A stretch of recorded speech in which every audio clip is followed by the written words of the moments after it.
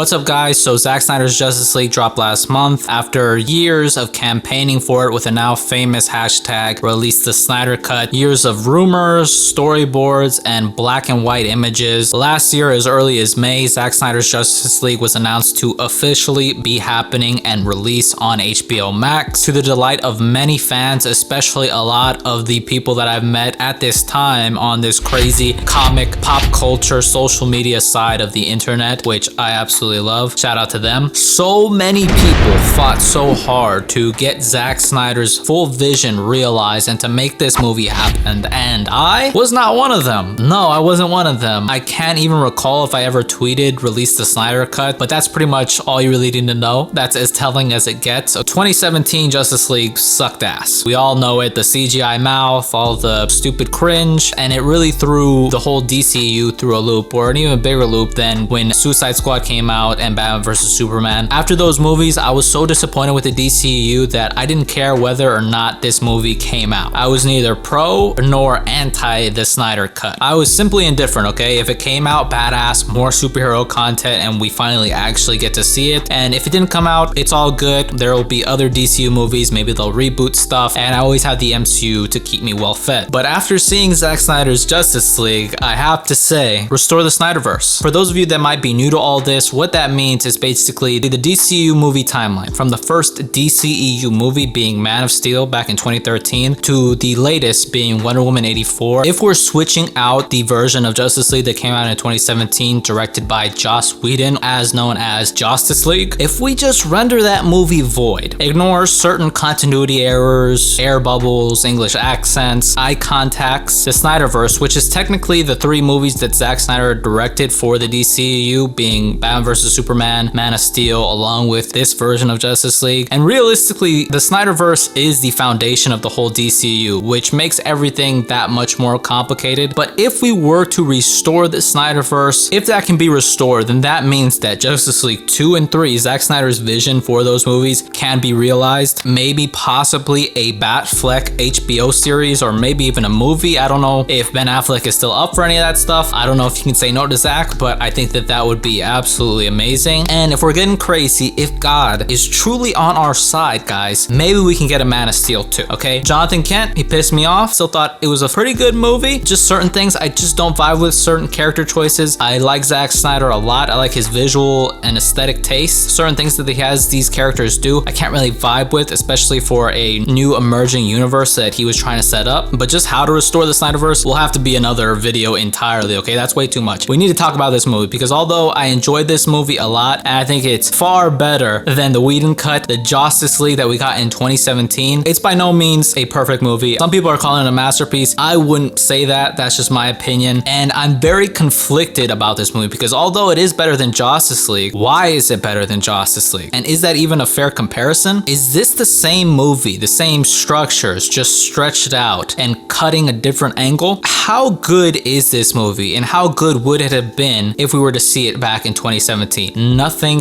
tragic happened in Zack Snyder's life. The studio had full confidence in him even after the poor reception of Batman vs Superman. What would this movie have been, and how would we have taken it? We're gonna talk about all that and more, and I would be absolutely remiss in my soul if I did not absolutely break down how goddamn ethereal the Flash is in this movie, and just such a glow up, such an enhancement to a character that was previously just shit all over. The Flash is the shit, and how we need more of this Flash and Zack Snyder's vision for the Flash to continue on in his solo movie and in the future of the DCEU. I'll try to get all the darkness out and get all the stuff that I didn't like out, and then I'll go into the stuff that I liked, and then I'll give my rating of the movie, and all the Flash stuff will be saved probably till the end because I need to do that at the end. That's the cherry on top. That's the dessert of this whole video that, you could call a meal if you want. What kind of meal it is, that's gonna depend on the person who watches this video and what it gives them. So without further ado, let's get into this. So first off, as previously stated, this movie is way better than Justice League 2017 Justice League. It completely shits all over that movie. Fuck Joss Whedon. With the extra 2 hours, we really get to delve into these characters and their backstories and motivations unlike before, which was insanely necessary at the time of the Justice League's release because at that time, we had only gotten about 2 technical solo movies, being Man of Steel and Wonder Woman. And I mean, we got to see Bruce Wayne Batman in Batman vs Superman, but it wasn't technically a solo movie. It wasn't Batman focused, so I kind of don't really count that as a Batman movie, and I would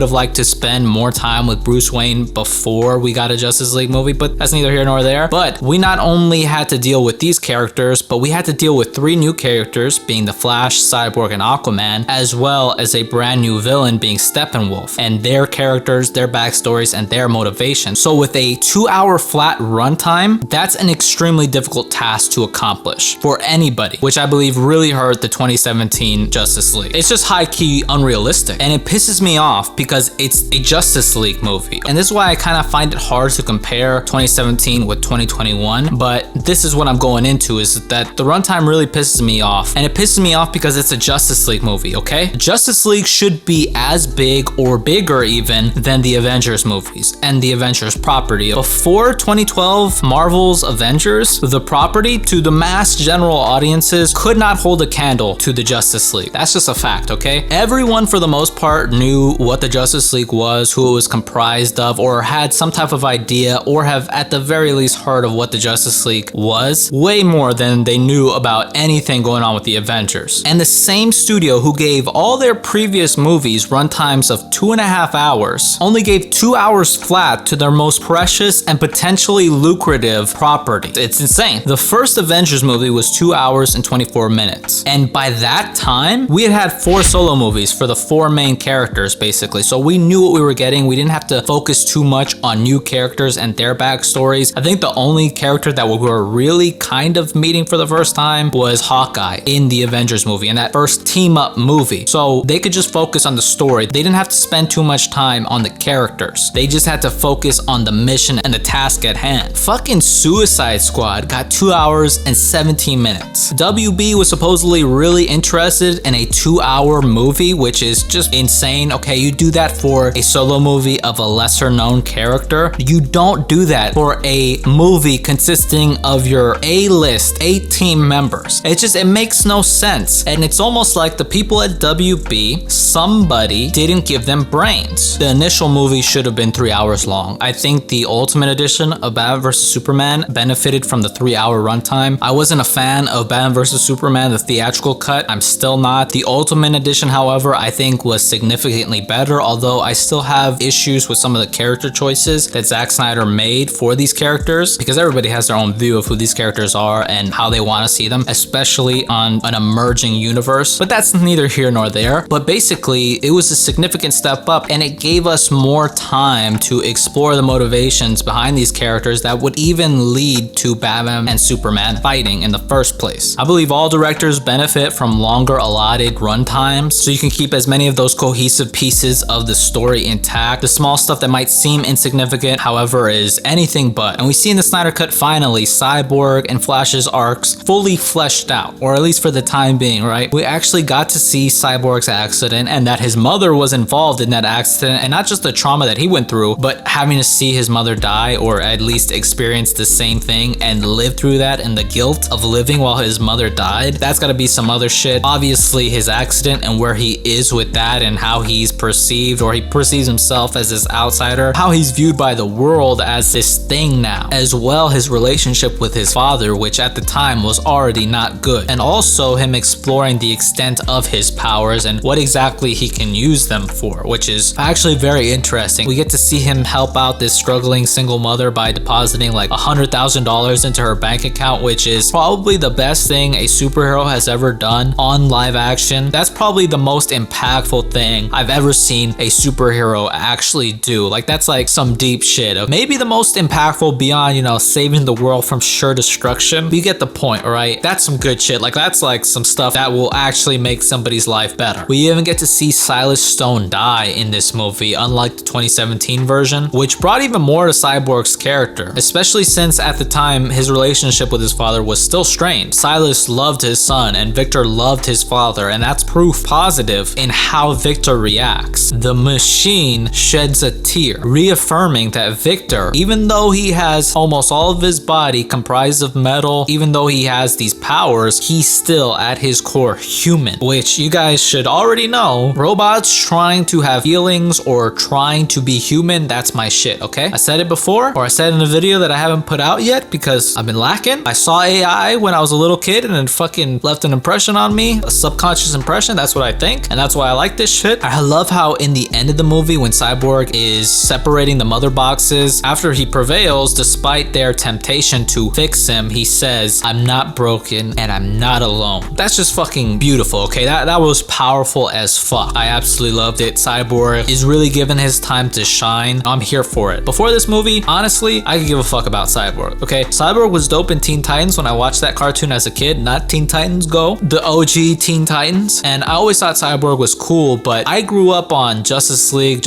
Unlimited. I always thought that Cyborg was more of a Teen Titans character. I was like, okay, let's get Green Lantern in there. Let's get Martian Manhunter, which we'll talk about that later. These like super powered beings, but I guess Cyborg, especially in today's time with the advancement of technology, he's more viable, I think, as a Justice League member. But I'd still rather have Green Lantern in there. That's just me. Really, everybody in this movie is given their chance to shine. Most notably in the final battle of the movie, in very stark contrast to the Whedon cut, which I felt kind of nerfed all the characters besides Superman. Like I felt like Superman came in and did all the work and made everybody else look like useless bitches, basically, which was kind of cool, but it's like you want to let everybody shine. You don't want to bring someone down to elevate someone else, like that kind of a thing. You want to raise everybody up. But in the Snyder cut, everyone has something to do. Aquaman and Wonder Woman are the muscle, and they buy Victor time to interface with the mother boxes. Barry is running around in circles, charging up that electrical current so Victor can interface with the mother boxes, and Batman is, you know, taking on the parademon fodder so it doesn't overwhelm any of the other heroes. But let's back up a little bit, because that goes into the things that I liked category, and we're supposed to still be on the stuff that I didn't like, and that's what this movie is doing to me, guys. It's distorting all of reality, just like an awesome person in this movie, but we'll get to him later. You see, this movie is fucking my whole shit up, guys. Anyway, speaking of runtime, I actually had a bit of an issue with the Snyder Cut's 4-hour runtime. I love seeing more content. I love that it was 4 hours. I especially love that I got to see those 4 hours from the comfort of my home, because I'm being honest with you guys, if this movie 4 hours long was going to be in theaters, I probably would have skipped it. I probably would have waited until it was streaming. I probably would have waited, okay? Because 4 hours to sit my ass down in a theater, intermission or not, is way too long. I'm not fucking with that, okay? On MCU premiere days, I will dehydrate myself so I don't have to go to the restroom mid-movie and miss stuff, or just, you know, hold everything in, be full of piss, and not be able to focus on the movie, because that's not what I'm gonna do. I'm there for every single frame, every single scene. I'm trying to be there, okay? At my house, I was able to pause, go get water, go to the restroom as I needed, and that was amazing. So in my opinion, if this movie came out in 2017 or even now at 3 hours long, that would get the job done. A lot of this movie, although it is different, it's cutting a different angle. I think a lot of it is stuff that we did see, just stretched out, more delved into, way better VFX, way better cinematography, in my personal opinion, a lot less of that Whedon cringe, which, seeing the contrast, because they're so different, that it really got me to see how much cringe there actually was in that other cut, even more than before. So I think a lot of this movie, it had the same sequences, just way better done, but sometimes it felt a little bit stretched out, like a little bit too much fat still left on it. You know, you want to trim the fat without completely losing the flavor. There were scenes that were little, they were small, but they still brought something extra. But there were some scenes, like I felt like the Amazonian sequence, it dragged on a little bit. Like it was very slow. Certain scenes could have got cut out. This movie, and why I'm kind of the belief that it's kind of hard to compare it to the Whedon cut and everything that happened in 2017. A lot of it had to do with the runtime, in my opinion. This movie almost benefits from being kind of like a mini series of some sort. Spending this much time with these characters on this scale in one story is pretty unprecedented. Coinciding with that idea and that kind of criticism that I have about the runtime, the different runtimes, is that I can't tell you how many tweets, posts, stories, comments of people saying, I can't believe they took this out of the movie. How could they have deprived us of this in 2017? To which, at a certain degree, I can understand, but I think it's almost an unfair comparison. And I'm not trying to defend Whedon, especially not after fucking today, when I got temporarily limited on my Twitter account for calling Joss Whedon a little cunt like twice. It was so much bullshit. I'll put that up. Just so much bullshit. I mean, am I wrong? Am I wrong, Twitter? I didn't say anything for anybody to go harm him. I was deliberately like not trying to do that, because I'm not trying to set people on somebody. That motherfucker's got enough problems as it is. The whole fucking nerd-verse hates him. So it is what it is. Got my fucking Twitter back, but yeah, fuck that shit. So I'm very myself, especially after today, anti-Whedon. But even then, even though I have this hate a little bit that I'm holding on to, especially. I think that a lot of the hate can blind us and give us some kind of unfair criticisms, because I think honestly the runtime really helped out Zack Snyder's Justice League. Because what would a Whedon cut look of this movie if there wasn't two conflicting visions? I mean, 70% of the movie was said to be Whedon's in 2017 and 30% obviously Zack Snyder's. How much different would this movie have been if it was all Whedon's from the beginning, if he was originally set to do this? Because it was almost an impossible task when WB, being the imbeciles that they are and the people on top that run all this shit, to make the movie 2 hours long. It's just not enough time. It truly isn't. For all these characters that you have to introduce that we haven't spent any time with already, what I'm saying is basically like, what would a Whedon cut look like 4 hours long? Could it be better? Could it be better than the Snyder cut? Or would it just be 2 more hours of cringe, or of, you know, pieces of cringe? Because honestly, that cringe, man, I fucking hate cringe. I truly despise cringe. Now that Whedon is my enemy, it's even that much more impactful. I have that much more disdain for the 2017 version. That's what I'm saying, is that if you condense the Snyder cut in 2 hours, what would that even look like? That's what I'm saying, because people will criticize the Whedon cut for being like, oh, they removed this person, this character, this sequence. How could they do this? Why would they change that? They dumbed things down, which I won't deny. They did dumb things very much down, but it's like, what could they have possibly even done with that, with 2 hours? Because I've like time checked certain things, and I think at the second hour of the Snyder cut, that's when they're barely going to that like plant facility when Silas Stone was captured by the parademons and Steppenwolf. They barely got to that point, and I think at an hour or maybe even at 30 minutes of the Whedon cut, they were at that point. I'll try to put that up right now, but it's like, if you have more time, you have more time to tell the story and tell it in a cohesive way. I think the runtime for the Snyder cut really helped it, but is it really fair to compare them? 4 hours versus 2 hours. It's so hard to tell a story of that caliber in 2 hours, especially when you're a new director coming on. It's almost just impossible. That's just mainly the criticisms that I wanted to address, because I think they were important. I was a little iffy on it at first, but I stand with Ray Fisher. Fuck Joss Whedon. And all the stuff that just came out in that article, because I was iffy at first, because I don't really give a fuck about what celebrities do. You know, I have my celebrities that I like, not necessarily that I look up to, but that I admire and certain things. And I think, you know, these people are all human. They just get paid way better than everybody else. But, you know, it is what it is. I don't really care. This guy, you know, he's still living the good life. But watching Ray Fisher in this movie on social media, he seems like a very genuine dude. I think he's also a very meaningful dude. So I hope he actually ends up in the Flash movie. I hope good things happen. I hope the Flash movie doesn't suffer from everything. We can only hope, right? It's WB we're working with. It's a bunch of fucking troglodytes fucking there. That's basically what I'm saying. Other things that I really didn't like, obviously, Amber Heard, Emilia Clarke. Replace Meryl with Emilia Clarke. That's all you have to do. Nobody likes Amber Heard. Crazy people like Amber Heard, okay? All the hot ones are always crazy. It just is what it is. I would have liked a lot more Superman dialogue. I think that would have been really helpful. A lot of the movie, you know, the movie's 4 hours long. I thought we'd get more from Superman. I feel like he talked more in the Whedon cut. Like, I feel like we got more of Superman in the Whedon cut. I would have liked to see more interactions with him and the other team. I think that would have been really dope. Martian Manhunter, I was hyped for it. I liked it, but it was also like, I felt like he had no place in the movie. Also, he didn't help out with anything. What is he even doing here? He was just in there just to be in there. Get it? But also, I would have liked for him to be more involved. And, you know, this is very uncharacteristic for a Snyder movie, but some of the CGI was kind of wonky, but I can totally understand that. I mean, they're just trying to pick up the pieces at this point, make it watchable, just try to make it happen. So completely understandable, but that is a criticism. Now, let's get on to the things that I liked, and then we'll get into the Flash stuff and then the rating, because that's what we're all here for. That's the cherry on top. Basically, everything Flash, you guys already know I love. The Cyborg scenes. Even when he put the money into the bank account of that woman, that was amazing. Like, just how he did it, like the swag of just like, that's you? Got you. That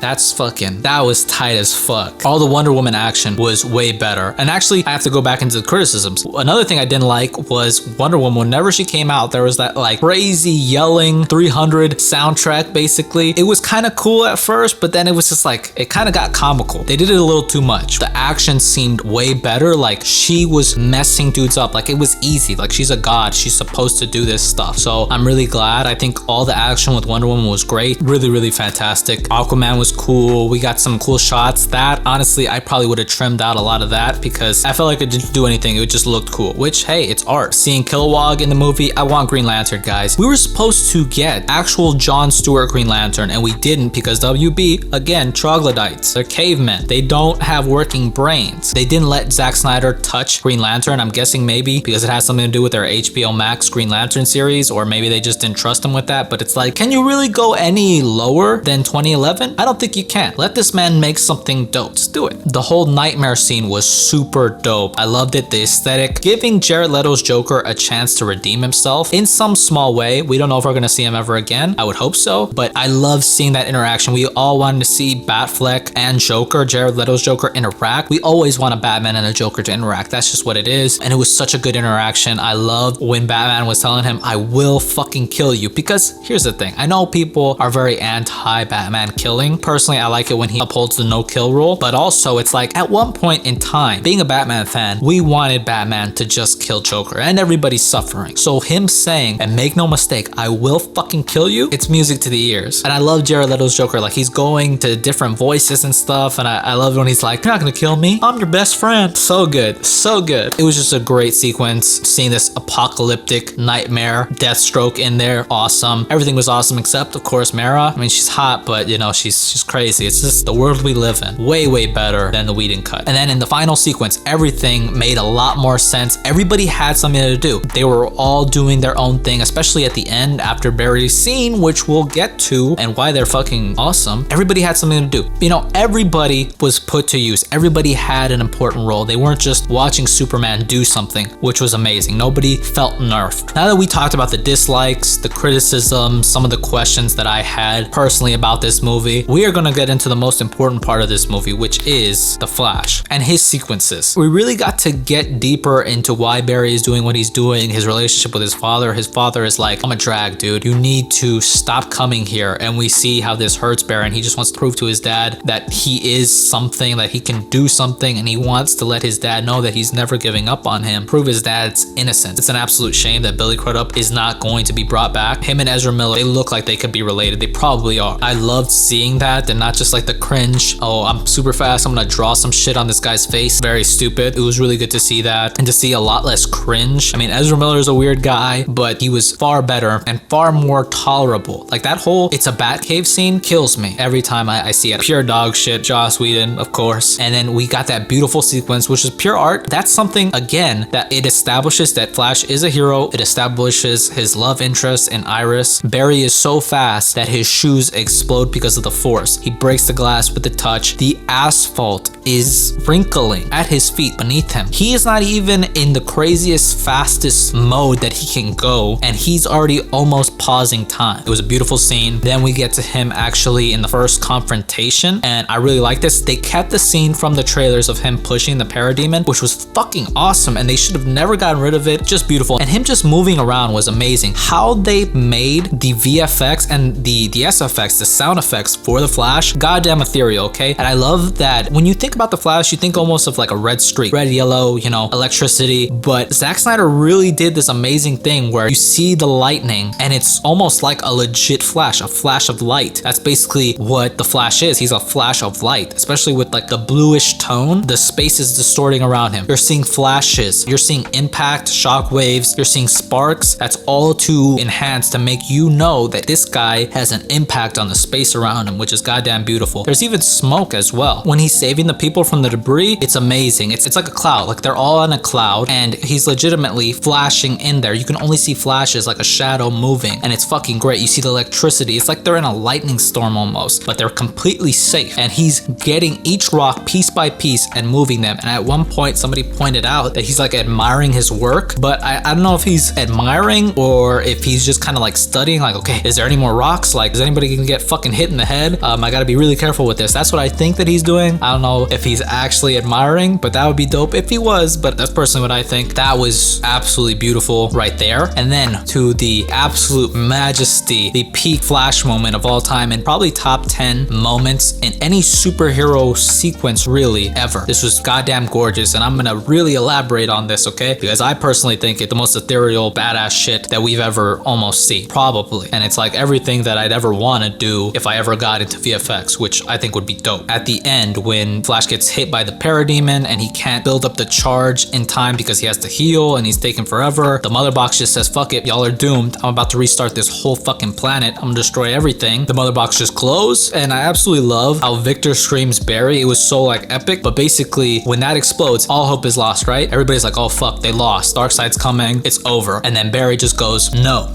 Actually, no. And he stops everything, and I fucking love this scene because it's like he snaps into it. That's when hero mode turns on. When he lifts up his arm, you see the glitch effect happening, which lets you know that he's going faster than everything, that he's moving. Even though he's not moving right now, he might be vibrating at like this crazy insane speed, you know, using the speed force to slow shit down for himself on some insane level. And I love how he does this, and I love that glitch effect. There's wispy like effects going around everywhere, and you actually hear the sound because he's probably thinking and perceiving faster than sound. You see the sound catch back up, and he whips back to the camera. He heals himself immediately, and he tells himself, you gotta break the fucking rule. This is fucking do or die. You gotta do it now. You gotta go faster than the speed of light. And he does it, and it's pure beauty, okay? And then, you know, he gives that speech for his dad. It's beautiful here. He's like in this weird, like ethereal space where there's wisp. It almost looks like he's in space. There's distortion, and he's looking at the explosion for the mother box, and you just see the explosion glow, and then boom, it's slowly going back. Oh shit, is this motherfucker going back in time? What the fuck is he doing? And he actually is. And you see with each step, and I said this in my previous Snyder Cut videos, that this was gonna be next level shit, game changing shit. It was gonna be ethereal. It's gonna be the highlight of the movie, and it truly was. Each step that he's taking, notice each step, the sound effect, it's like a pulse, shockwave, there's impact, dirt's flying up. It's this awesome sound, super badass. Lightning is coming out of it, and the floor is actually glowing, and it's even glowing behind him as he's running because he's restoring the world. He's going back in time. Stuff is rewinding, okay?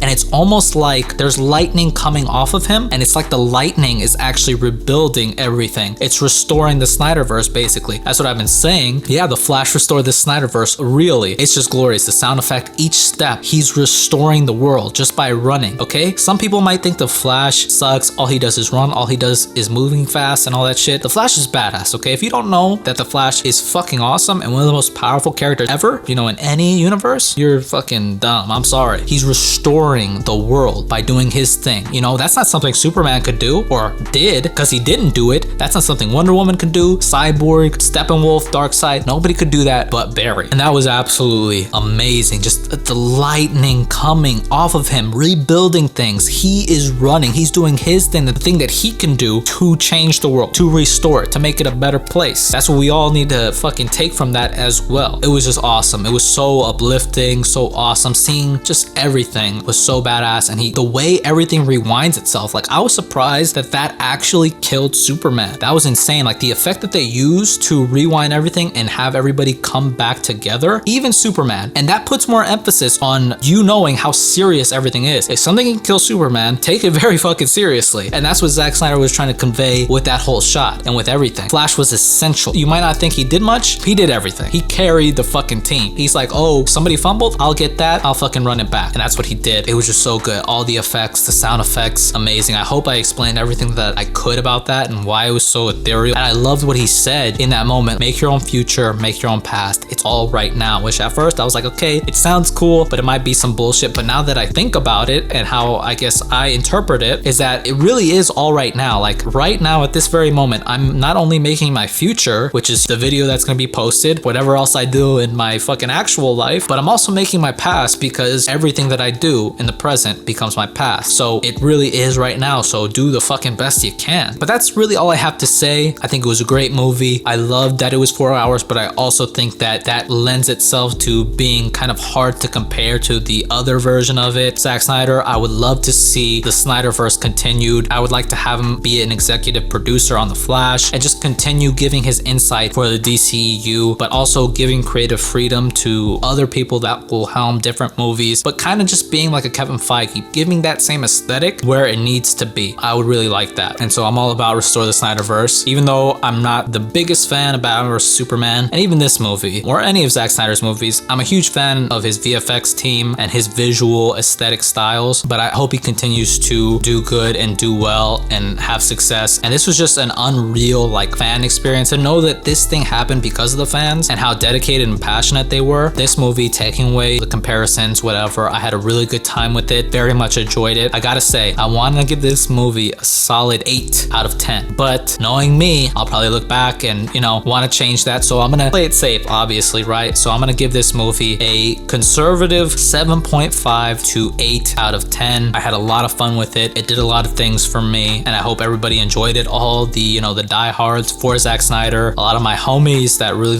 love and fuck with Zack Snyder. I hope you guys enjoyed yourself, and I hope it lived up to everybody's expectations. And if not, you know, you can watch the Whedon cut and do your shit over there. And I knew this since the Avengers, because I remember an interview, I think it might have even been for Age of Ultron, when Chris Evans and I think Chris Hemsworth were saying like, oh, you're having so much fun on set, and then you get yelled at and it feels like you're a little kid again. And now I'm like, oh, okay, it sounds like Joss Whedon and all the shit that's coming out about him, which, you know, after today's article and Ray and all the other people that stood out, I hope he gets what's coming to him. The shit that Ray mentioned that he did, like, oh, having Ray say booyah and then saying you did great after Ray told him I'm not in a good mood, like that condescending little just smarmy shit, like that is infuriating. Like, why make anybody's day harder than it needs to be? That is just the worst. And you're supposed to be a boss of some sort. Somebody who doesn't take notes, especially from somebody of the caliber of Robert Downey Jr., can eat shit. That's my whole thing about the video. Maybe I'll do a separate video on how to restore the Snyderverse, obviously in my own opinion. I'm sorry for the delay. I know it's a late video. I haven't been posting a lot. Your boy's been going through his own stuff. He's been doing things. He's been making moves and having moves made on him. I know that sounds weird, but it just, that's how life is realistically. Thank you to all the guys, all the homies on Twitter, all the people that support me, all the people that like, subscribe, share, even you motherfuckers that dislike. Appreciate y'all. Hope for good things. That's pretty much it, guys. Let me know what you thought of the Snyder Cut, whether it lived up to your expectations or not. If you had a good time, if you had a bad time, share your whole experience with the Snyder Cut and the whole movement if you were in it, and finally being able to see it get made and knowing that you were part of that. If you liked the video, leave me a thumbs up, comment down below, and if you want, subscribe. I always appreciate it. Thank you guys so much for watching, and I'll see you in the next one.